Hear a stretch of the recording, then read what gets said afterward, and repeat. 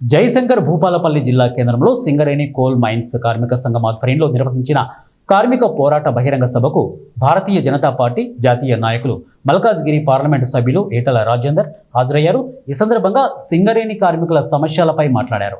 ఈటెల రాజేందర్ సింగరేణి కార్మికుల హక్కుల కోసం పోరాటం చేస్తున్న ఏకైక యూనియన్ బిఎంఎస్ అని, కార్మికుల సమస్యలు పరిష్కరిస్తామని, సింగరేణి సంస్థ ప్రైవేట్ పరం కాకుండా అడ్డుకుంటామని వారు అన్నారు.